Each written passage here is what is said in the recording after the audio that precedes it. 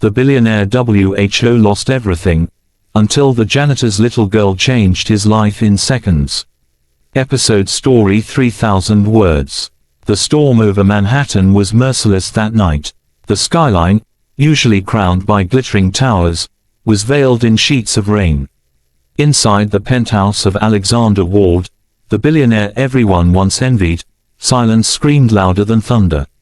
Only days ago, Alexander was the golden name on every financial channel, the visionary CEO of Ward Dynamics, the man who turned software into empires. But tonight, his empire was ashes. His company had collapsed under the weight of fraud he hadn't committed but hadn't prevented. His partners had fled, his accounts frozen, his mansion under investigation. He sat alone on the marble floor, a glass of whiskey trembling in his hand, watching the city blur beyond the window. The rain traced crooked lines down the glass, lines that reminded him of everything broken in his life. "Sir," came a hesitant voice from the hallway. It was Ben, the last of his loyal staff, a janitor who refused to leave even when everyone else had. "They've come for the cars." Alexander didn't turn. "Let them. They've taken everything else." Ben shifted uncomfortably. He was a man in his 50s, gentle eyes behind thick glasses. "You still have your health, Mr. Ward, and your name." "My name?" Alexander laughed bitterly. "They're writing it in newspapers next to words like fraud and failure. You don't come back from that." Ben wanted to say something, but he knew the limits of comfort. He simply nodded, and as he turned to leave, a small, soft voice interrupted the heavy silence. "Daddy, can I see the stars from here?" A little girl peeked from behind Ben's legs, Lucy, his 6-year-old daughter. Her raincoat was too big, her boots squeaked when she stepped on the marble. Alexander turned, startled. It was the first sound of innocence he'd heard in weeks. "There are no stars tonight, sweetheart," Ben said, embarrassed. "Come, let's go. Mr. Ward is busy." But Lucy shook her head. "I saw his window from the elevator. It's so big. Maybe the stars hide here." She walked closer before Ben could stop her. Alexander watched as she pressed her tiny palms to the glass, peering into the storm. Her reflection shimmered, a small burst of life in a dying world. "You can't see them tonight," Alexander said quietly. "Too many clouds." She turned to him, eyes round and curious. "Then how do you know they're still there?" He blinked. The question caught him off guard. "Well," he said after a pause, "because stars don't disappear. They just hide sometimes." Lucy smiled. "Then maybe your happy things are hiding too." For the first time in months, Alexander felt something in his chest that wasn't bitterness, a fragile flicker of warmth. But it faded quickly when he saw Ben's apologetic expression. "I'm sorry, sir," Ben murmured, taking her hand. "She talks too much." "No," Alexander said quietly. "Don't be. She talks more sense than most adults I've met." Lucy giggled and looked back at the rain. "When it stops, can we look for stars again?" Alexander didn't answer, but after they left, he stood for a long time staring at the spot where her tiny hands had touched the glass. The fall. Over the next week, the world continued to punish Alexander. Reporters camped outside his gates.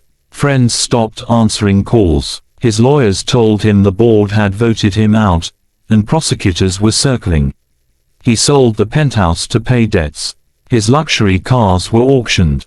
His private jet seized. When it was over, he was left with 2 suitcases and a fading reputation. Ben offered him a small guest room in his modest apartment on the city's edge.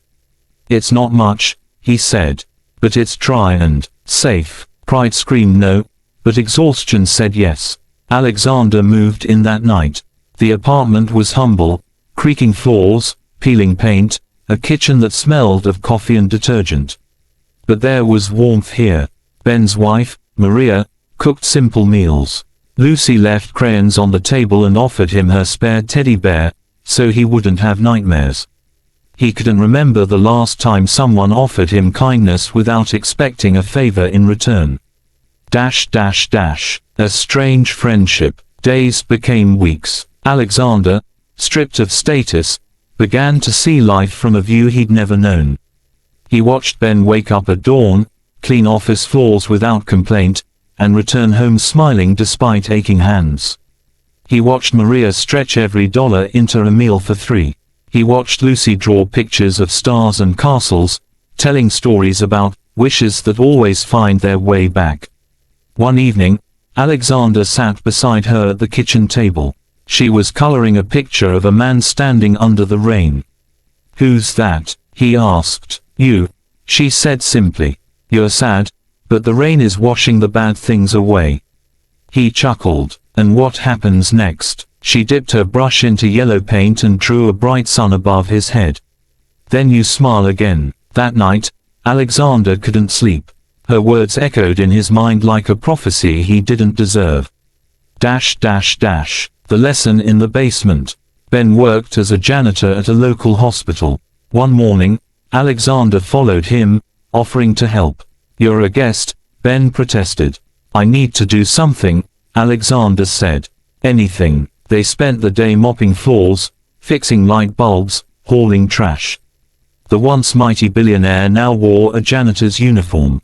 At first, the nurses whispered behind his back, but Alexander ignored them. During lunch, he noticed a broken vending machine in the corner. "How long's that been out?" he asked. "Months," Ben said. "They said repairs cost too much." Alexander crouched down, opened the panel, and examined the circuits. Within an hour, the machine hummed back to life. "How did you?" "Engineering degree," Alexander grinned. "Before business school taught me to sit behind desks." Word spread quickly, the new janitor could fix anything. Soon, Alexander was repairing hospital equipment, computers, and air conditioners.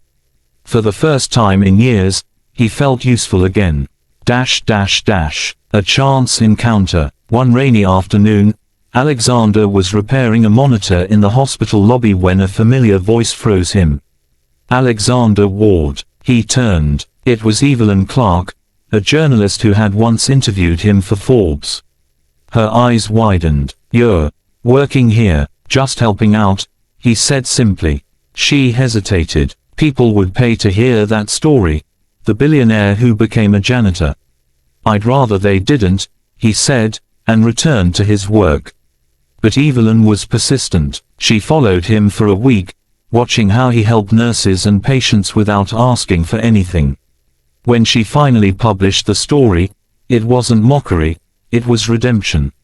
From power to purpose, the fall and rise of Alexander Ward. It went viral overnight. The world saw not a fallen mogul but a man rebuilding his soul. The offer. Days later, a black sedan pulled up outside Ben's apartment. A man in a suit stepped out. "Mr. Ward," he said, handing him a card. "A tech startup wants to meet you. They read the article. They believe you can help them grow." Alexander hesitated. "I'm not looking for another empire. They're not offering one. Just a job, with purpose." He thought of Lucy's painting, the rain washing the bad things away. Maybe the sun was finally peeking through. The new beginning. The startup, Brightseed Technologies, worked on AI software for hospitals. Alexander met the team, young, idealistic, passionate about helping patients, not profits. They offered him a modest salary and a chance to lead innovation. "I'll take it," he said. For the first time, he meant it. His first paycheck wasn't millions, it barely covered rent. But when he brought home pizza for Ben's family that night, Lucy beamed like he'd brought treasure. "Does that mean you smiled again?" she asked. He laughed. "Yes, Lucy, I think I did." Months later, Brightseed grew fast under his guidance. They developed software that predicted patient risks, saving lives. Hospitals across the state adopted it. When investors approached, Alexander insisted the technology remain free for public hospitals. "Some things shouldn't be sold," he said, a sentence his old self would have laughed at. He often visited the hospital basement, where his journey had restarted. He'd find Ben there, still sweeping floors with the same gentle smile. "Boss," Ben would joke. "I'm no one's boss anymore," Alexander would reply. "Just a man who learned who the real heroes are."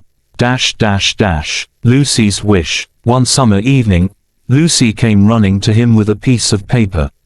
"Look, I made another picture." It was him again, standing under a sky full of stars. "You found them," she said proudly. He knelt down. "Yes, I did. You showed me where to look." She grinned and whispered, "When you're sad again, just remember the stars never go away." Alexander felt tears sting his eyes. He hugged her tightly, realizing this little girl, the janitor's daughter, had given him something money never could. Hope. Epilogue. Years later, Brightseed became one of the most trusted healthcare AI platforms in the world. Alexander refused to take massive salaries or luxury perks. Instead, he created a scholarship fund, the Lucy Foundation, to support education for children of hospital workers. At the launch ceremony, reporters asked what inspired him. He smiled at the front row, where Lucy sat swinging her feet, now 9 years old. "She reminded me," he said softly, "that even in the darkest storm, there are stars. You just need someone small and brave enough to point them out."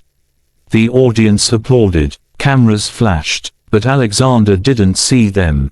His eyes were on Lucy, the little girl who changed his life in seconds. And this time, he smiled without a trace of pain.